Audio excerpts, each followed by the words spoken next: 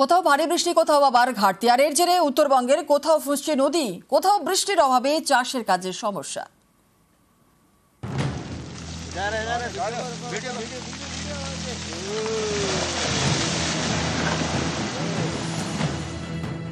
উত্তরবঙ্গে খামখেয়ালি আবহাওয়া, কোথাও বৃষ্টির জেরে রাস্তায় ধস,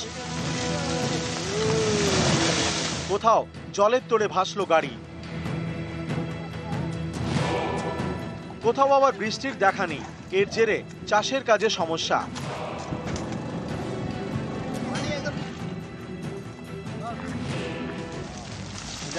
ভারী বৃষ্টিতে কালিম্পং এর সেতিঝোড়ায় জাতীয় সড়কের পথ।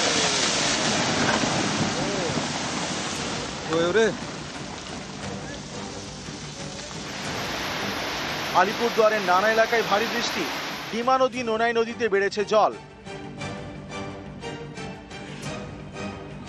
শিলিগুড়ি লাগোয়া জলপাইগুড়ির তরিবাড়ি, এখানেও ভারী বৃষ্টিতে ফুঁসছে নদী।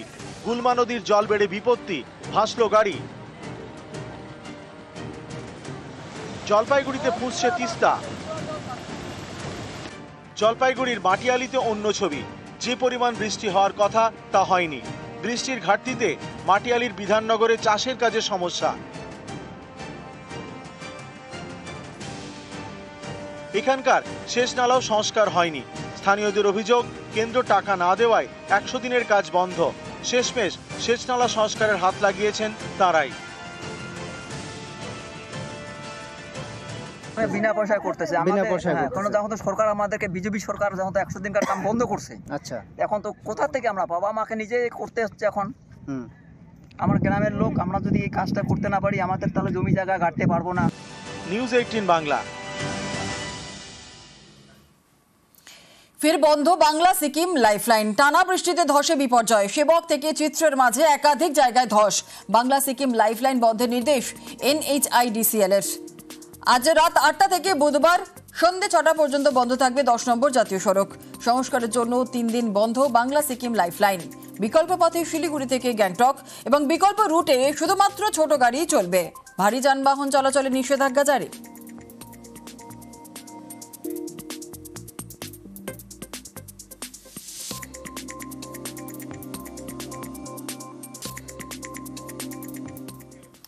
কোথাও খালপাড় দখল, কোথাও খালের বুকে আবর্জনার স্তূপ।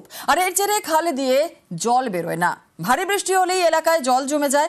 এই সমস্যা মেটাতেই মহেশতলায় শুরু হলো খাল সংস্কার।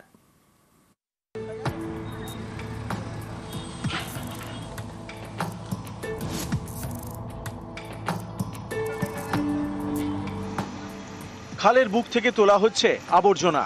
এর জন্য নামানো হয়েছে আর্থ মুভার।